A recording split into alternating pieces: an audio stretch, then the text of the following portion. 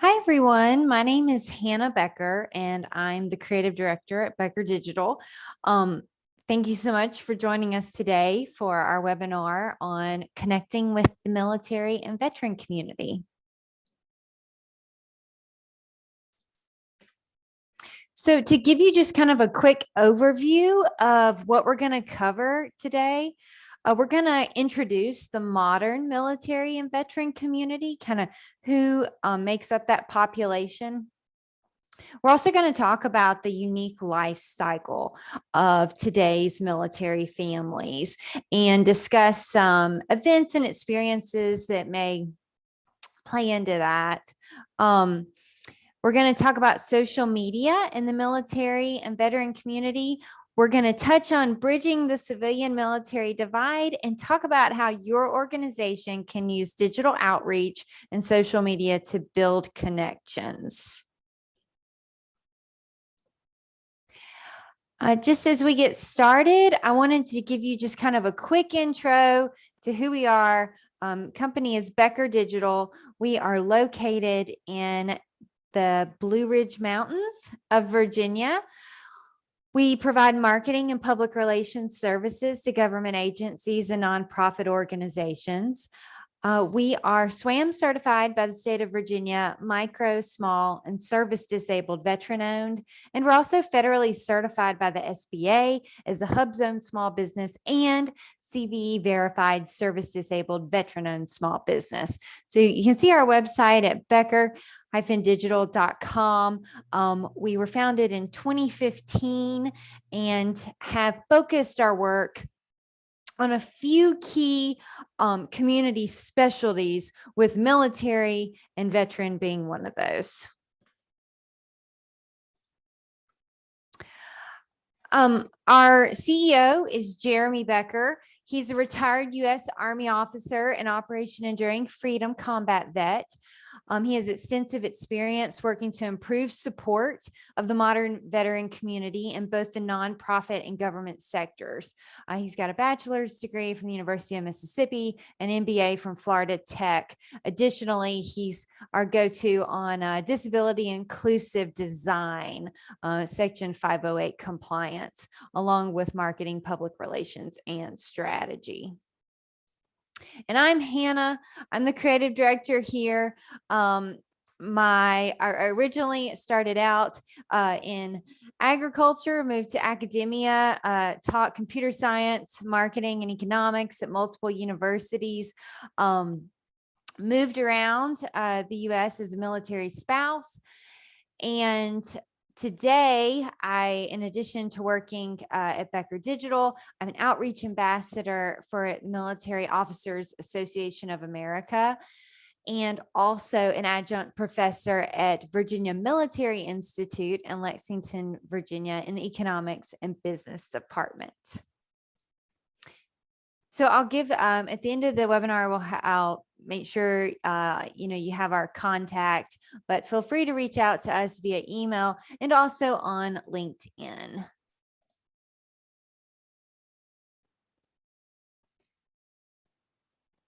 Okay, so with that, we'll dive into the modern military and veteran community, get you introduced, talk about some life cycle, some unique aspects of the military and veteran experience in modern day.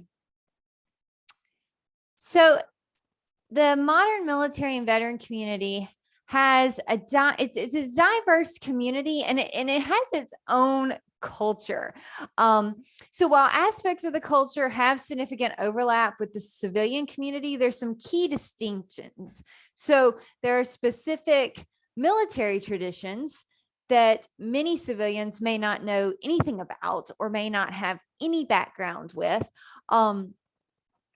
And then, also the military community, while they come from so many different places in our nation, different backgrounds, urban, rural, different, cultures, different upbringings, different education levels, they're bound by this shared commitment to our nation, not just in lip service, but actually in service. So serving to our country.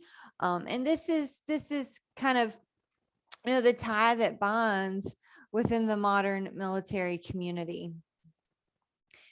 To give you just kind of some more insights into the demographics, the modern military and veteran community is multi-generational. We have veterans that from, wars as far back as World War II on up to today in 2021, many different conflicts, many different wars. So multiple generations, everything from, silent generation to Generation Z being part of this modern military and veteran community. There are approximately 19 million veterans alive today in the United States. Overall, the share of the U.S. population with military experience is rapidly declining. So in 2018, only 7% of U.S. adults were veterans, and that was down from 18% in 1980. So there's been a big decline. Kind of another thing that I think is important to recognize is that, each service era may have its own key demographics, its own culture, own experience, and we'll get into that a little bit more into the webinar. I did want to kind of introduce who makes up the military and veteran community, and it goes beyond active duty service members. So this is what everyone thinks about when or many people think about when they embark on a military community outreach initiative. So you just think, oh, the service members. And service members are one part. They're a huge part, but they're one part of the military and veteran community. And to have an effective outreach program, you need to recognize and the complexity and the many different populations within the military community and reach out effectively along those lines. So just to give you kind of the quick rundown, we'll break these out as we go along in the webinar. But the modern military and veteran community is currently comprised of active duty service members. This is multiple branches of service, National Guard and Reserve, retired service members, veterans. So this is people that served, did not retire. And within the veteran community, we have some other kind of subpopulations, disabled veterans. We have non-disabled veterans and disabled veterans. We have veteran caregivers. These are the people that provide daily living assistance and support to disabled veterans. We have veteran children of veterans. We also have military spouses, military children, and surviving spouses, along with Gold Star parents and Gold Star families. So it is a broad community with many different kind of subpopulations within, and depending on, the population you're discussing, like military spouse, as opposed to a National Guard service member, these different populations are going to have different experiences. There's some overlap, but they are, kind of key stakeholders here in the modern military and veteran community. And it's just important to know who they are, what their concerns are, where they are online, so your organization can get the word out about, its important programs and support available for the modern military and veteran community. So we'll look quickly at active duty and National Guard. So there are multiple branches. Recently got a new branch, Space Force, very exciting. So there are unique experiences. So active duty are service members that are full-time military. That is their full-time profession. National Guard and reservists there are some National Guard and reservists that are on orders where it's a full-time job, but the vast majority of service members currently serving in the National Guard and reserves, it's more of a part-time arrangement. So they may have drill, which is where they serve, do training once a month, along with a couple weeks a year, additional training. Of course, this is kind of what most people think of with National Guard and reserves. However, National Guard and reserves can be activated, deployed for months at a time, just like the active duty counterparts. And we saw this a lot in the wars in Iraq and Afghanistan. So kind of a key thing here, active duty service members are going to be attached to a military installation. So these service members and their families are going to have access to military base resources. This is everything from the PX, which is kind of like civilians Walmart, just better, to healthcare on base, counseling services on base, MWR, everything from community sports, gyms, craft classes, all this on base. Our National Guard and reservists may not be attached to a base. So they may be living, miles away from an active duty military installation. And so they may not have the same level of support from the DoD in terms of kind of quality of life programming. And this is something nonprofits and government agencies that are looking to increase support of the military community can work to connect with, Guard and reserve families. These service members deploy, these service members are activated. These service members support also on stateside in addition to overseas. And so this is just an important kind of thing to remember about their experience, and also recognize that they may not have as many support services available to them and their families as active duty service members do. Okay, so another kind of cohort here with the modern military and veteran community are our veterans and retired service members. So for many, military service is not just a job. It's not just a job. It's not like, you get a career, you do it for a while, you switch. Even after service has concluded, military service remains integral, if not forefront, of veterans and retired service members' identities. Many of them embrace these cultural values and live them out in their post-military life.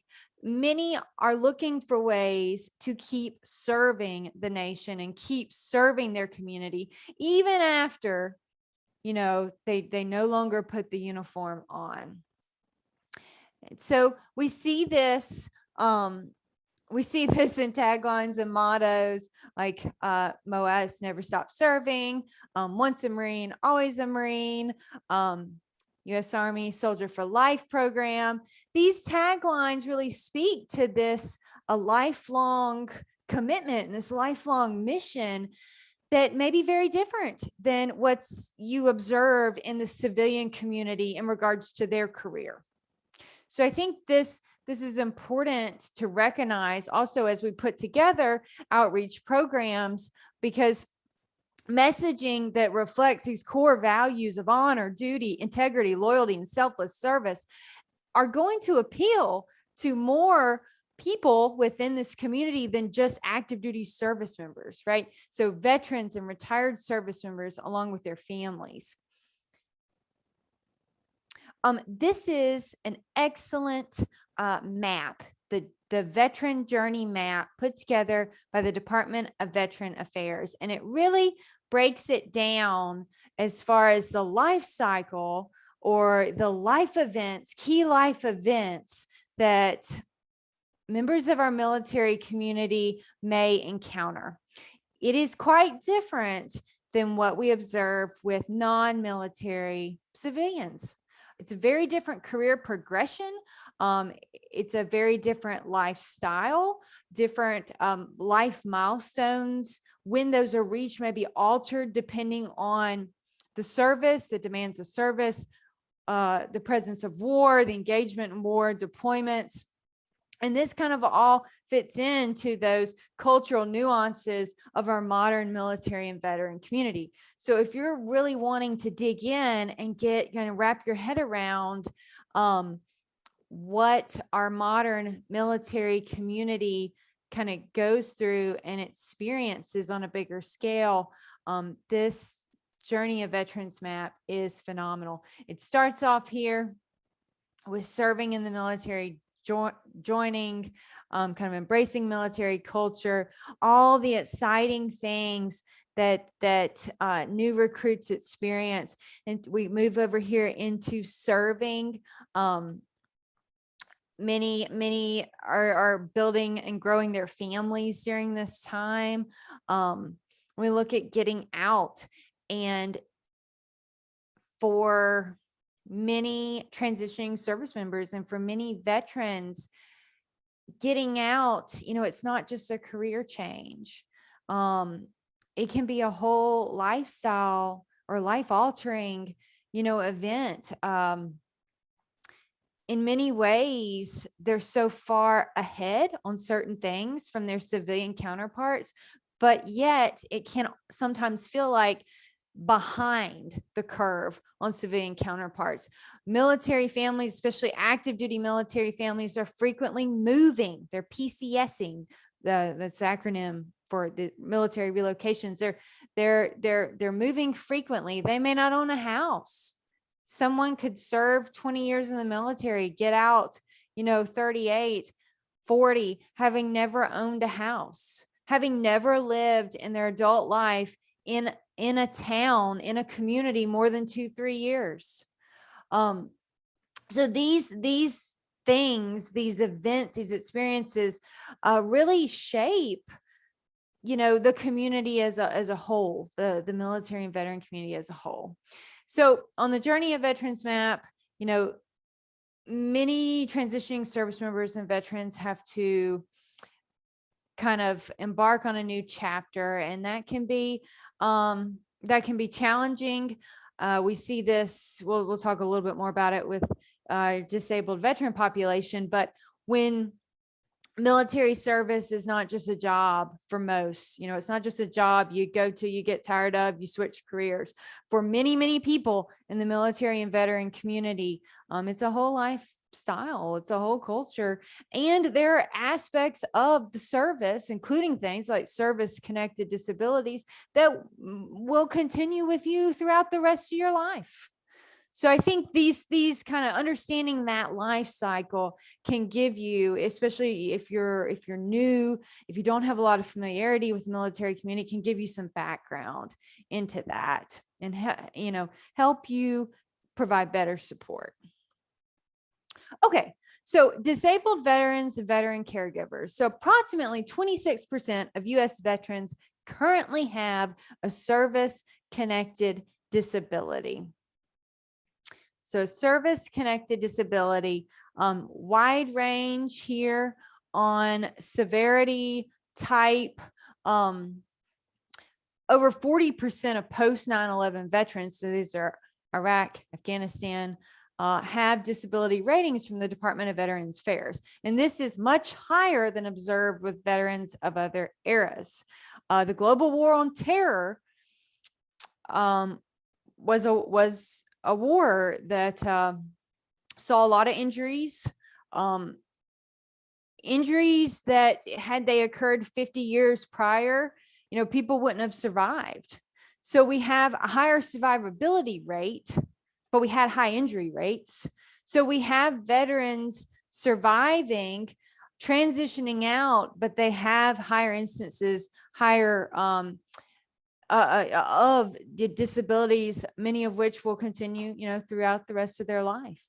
So we have this population that, a significant portion is disabled, some severely and many permanently. So according to the Dole Foundation, there are approximately 5 million veteran caregivers, and veteran caregivers are defined as friends and family members of disabled veterans that provide supportive care specific to service-connected injuries. So these are truly our hidden heroes. The veteran caregivers, they play an integral role within the military community, yet they're often just totally left out of communications and outreach initiatives by veteran-focused organizations. Veteran caregivers provide a variety of services. It can be everything from medical appointment coordination to transportation, and in many ways, you know, depending on the situation, many caregivers, you know, it's a full-time, can be a full-time commitment. Children of wounded warriors are also a key component of military veteran inclusive outreach and support. But again, that's an aspect of this community that's all too often neglected, all too often not discussed. So I think it's important when you're approaching, when you know, many organizations, they have good intentions. They're, oh, let's support vets. Who doesn't want to support vets, right? It's a good thing to do. Let's support vets. And their efforts are misguided, and their efforts kind of underperform because they don't recognize the complexity and the many players that are represented in our modern military and veteran community, including disabled veterans, veteran caregivers, and children of disabled veterans are wounded warriors. Okay, another key component of our military and veteran community are military spouses. Military spouses play a significant role in the military community for many reasons. In the military, you know, for military spouses are often tasked with holding down the fort at home when the service member is away at training, deployments. As a former military spouse, you know, it's not like, you know, my civilian friends would you know, kind of be like, oh, well, my spouse travels for work too, you know, and it's just not the same.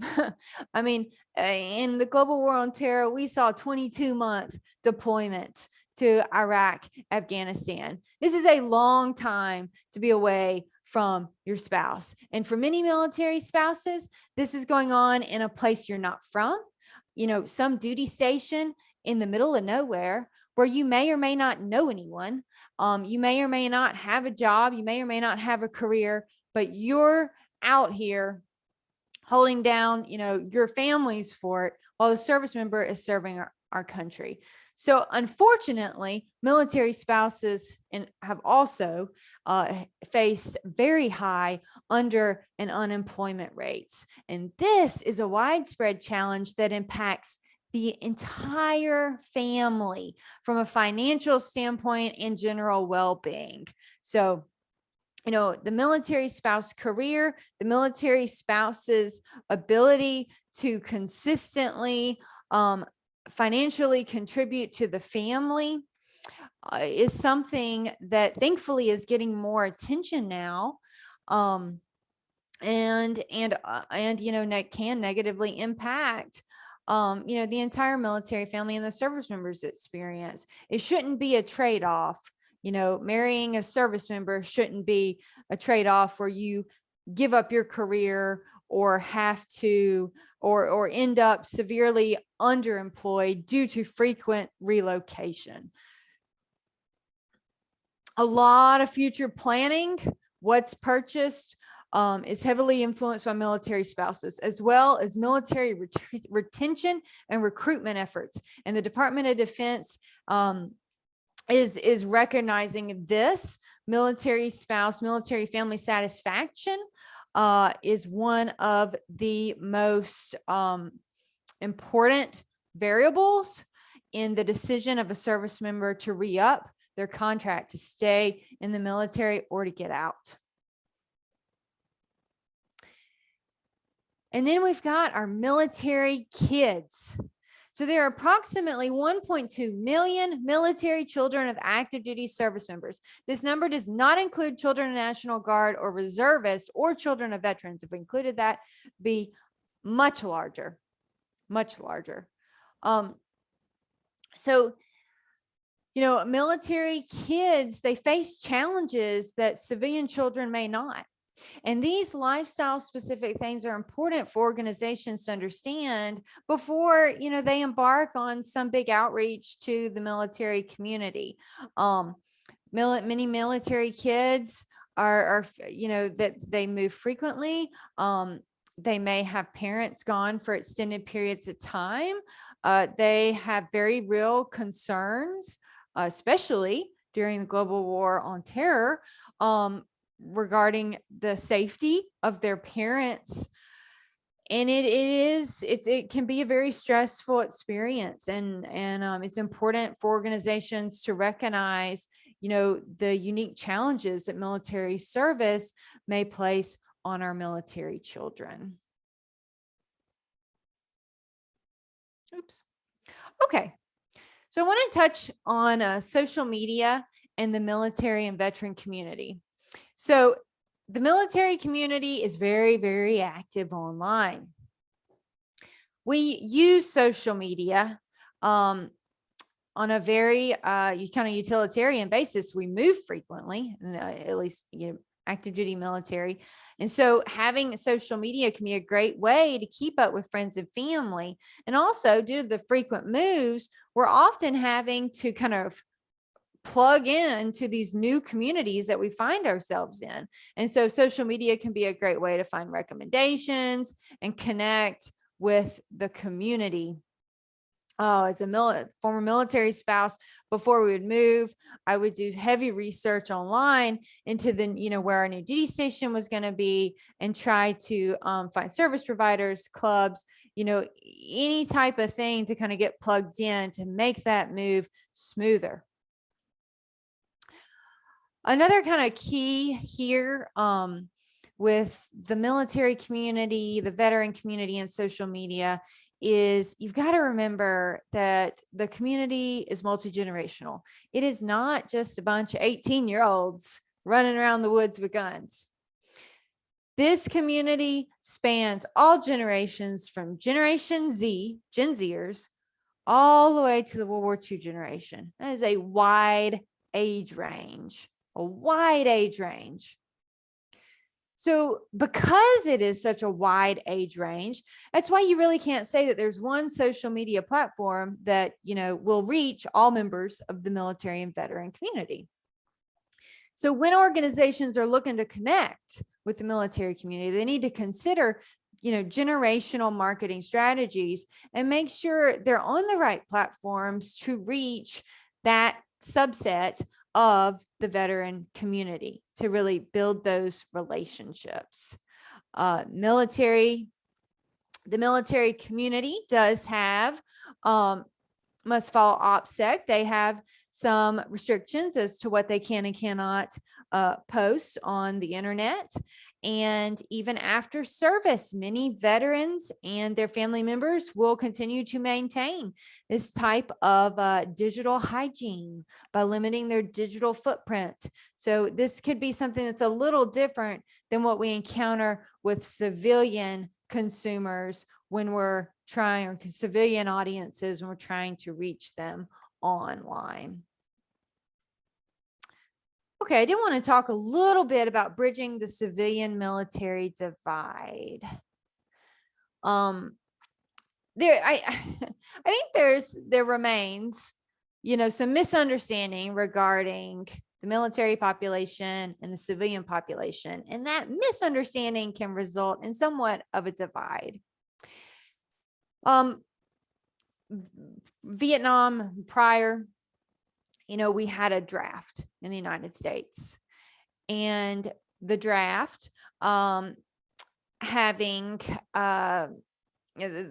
resulted in a population that was a little more familiar with military experience than what we have today. Today, we have an all-volunteer force, and our community members have, unique experiences. Less than 1% of Americans have served in our modern wars, Iraq, Afghanistan. And the vast majority of those that served came from families with military connections. So a parent, a sibling, a grandparent, an uncle, an aunt, they had that familiarity. In some ways, due to kind of this generational trend of military service, the modern military community can feel somewhat insular. No one understands what the modern military experience is like, except for another member of the military community. You know, it's hard to explain to someone that hasn't felt it viscerally what it's like to send your loved one off to war. That's not something Hollywood can capture. That is a experience that is shared by those who have walked that path. So the civilian military divide, you know, while there are differences in experiences, strategies to kind of close the civilian military divide, you know, they're different paths. The civilian experience, military experience, different paths, but they do run alongside each other somewhat, right? There are shared values, some shared, some common threads. And so I think it's really important for those unaware or may not be as familiar with the military community, to invest in what you're doing today, some cultural awareness regarding military and veteran culture and experience, and also counter a lack of knowledge, you know, with information. Unfortunately, there are stereotypes and misrepresentations of service members and veterans that have unfortunately been quite widespread. We see this in Hollywood, where they portray vets in a negative light. And a lot of that stems, I mean, it's a stereotype and it's damaging, you know, or can be damaging to civilian perceptions of veterans. Also, all too frequently, advertising, creative, and then also media portrayals in the military focus on male veterans, which is interesting to me because, you know, the fastest growing segment of veterans in America are actually female. You know, 1.9 million of the overall veteran community are women. And yet so often we see, you know, male service members, male veterans portrayed in advertising and in the media, and not having that female representation, when the reality of our modern military and veteran community is a lot of female veterans and female service members. So it's just kind of an example there, of how sometimes these stereotypes can be propagated through advertising and marketing and communications that are misleading. You know, the military community is made up of people from all walks of life, rural, urban, different racial backgrounds, gender, sexual orientation, religious affiliation, and even immigrant experiences are represented in our modern military community. So it's very important, when you're putting together outreach, especially on the creative side, with images, videos, that you're thinking about, how is this accurate in regards to our modern military and veteran community? and then, make adjustments accordingly. So, just kind of a few tips for using digital outreach and social media to build connections with the military and veteran community. We want culturally informed marketing and representation. So, don't just buy into stereotypes, don't just propagate stereotypes. Try to reflect accurately our modern military and veteran community. And, a good place to start is kind of demographics. Also, we want to take a multi-generational social media approach, recognizing that our military and veteran community has a wide range of ages and generations. We are currently made up of Gen Zers, millennials, Gen Xers, baby boomers, and silent generation in World War II. So it's important that that's reflected. And also it's important to note that different eras of service, and when I say eras of service, I'm talking about wars or eras of conflict. So like Vietnam era, post 9/11, that's Iraq, Afghanistan, Desert Storm, recognize that different eras of service had different experiences, had different demographics, and make sure that that's kind of reflected in your outreach. It's also important to recognize military affiliated holidays and days of remembrance. It's very, very important for organizations to understand, the difference between Veterans Day and Memorial Day. Memorial Day, we're remembering those who died. Veterans Day, we're thanking those who've served for their service. It's those are just two examples. We have multiple months, and of kind of like November is National Military and Veteran Month. The month of May is National Military Family Month, that type of thing.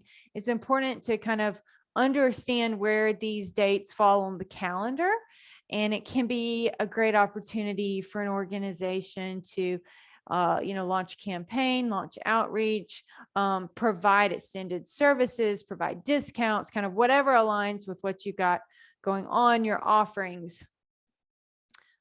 Also, given the disability rates, the high disability rates observed in our modern military and veteran community, it is important for organizations to offer disability and to provide disability inclusive social media strategies. This 508 compliance is one part of this. This is ensuring that all digital content can be accessed by all users, including disabled users, users with visual impairments and hearing impairments. So these are things that this webinar doesn't get into disability inclusive social media strategies, but if you go on our website, there are some recordings of what 508 compliance is, how your organization can adopt that. And then also in our blog, we have some how-tos specific to disability inclusive social media. Additionally, we want to provide outreach to the entire military and veteran family. If your organization is offering support services to post 9/11 veterans, you need to recognize that spouses, children, parents, the whole family unit influences the decision as to whether or not the veteran is going to sign up for your services. So providing that family-wide outreach and recognizing the unique roles that each member of that family play and how they interact with the veteran is so important. So important. If you're launching a campaign about a new program, you may want to break it up, have 50% of the content messaging specific to veterans, whereas 30% specific to spouses and 20% specific to caregivers or adult children of vets, or kind of break that up and hit the whole family unit. You also want to recognize the cultural values of integrity and service. The military community tends to take a very problem-solving approach to the world, and it's one where honesty is admired. Any type of shady or dishonest, misleading messaging can tend to drive military community members away. I like to say that military community members have the world's best BS meter. They can tell if something's not truthful, and they'll stay away from it. They'll stay away from any type of somewhat shady or just not complete, marketing technique or content. So trustworthiness is key. And in the military, it's trustworthiness. Service members are trained to rely on each other, and that's kind of a practice that doesn't just fall on service members. Military families have a unique experience, and due to the demands of service, military families are actively engaged with other families and community members to kind of find and provide that support. Our military community goes through a lot and confronts a lot of challenging things, and so having those community ties is a big deal and essential. But just recognize, that integrity and service are so important. And so I would highly recommend organizations stay away from, clickbait type tactics and a lot of the guerrilla marketing stuff that you see online as far as getting the word out.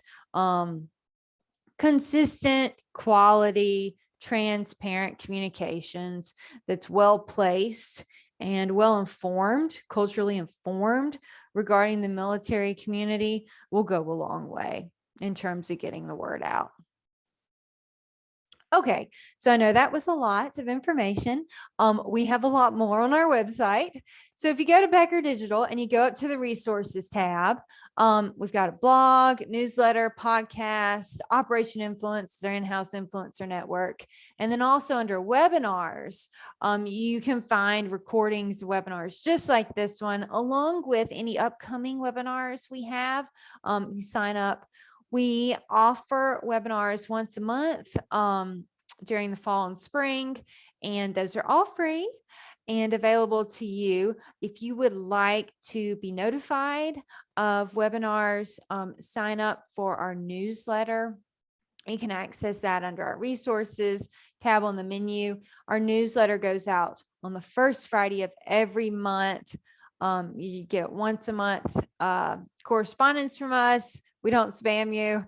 And it's just kind of, here's some resources we have, whether it's webinars, podcasts, blogs, how-tos, that type of thing. And then company updates about Becker Digital. Just to kind of, if this content you found helpful and you would like to kind of learn more, here's a few of the services we offer.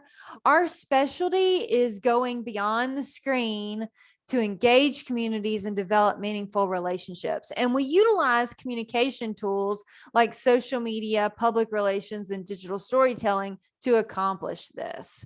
A few areas of expertise we have past performance with are government community relations, rural populations, multi-generational audiences, and of course, the military and veteran community. So here's our contact.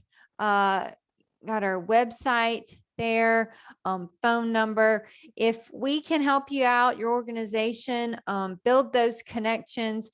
Our services, we provide a wide range, everything from one-time consulting and organizational training onto full management of all communications and outreach. So wide range there, can be totally customized to your organization. Good deal. Well, thank you so much for joining us today. If you have any questions, feel free to connect with me on LinkedIn or shoot me an email. Know that Becker Digital is always available to help support your organization's needs.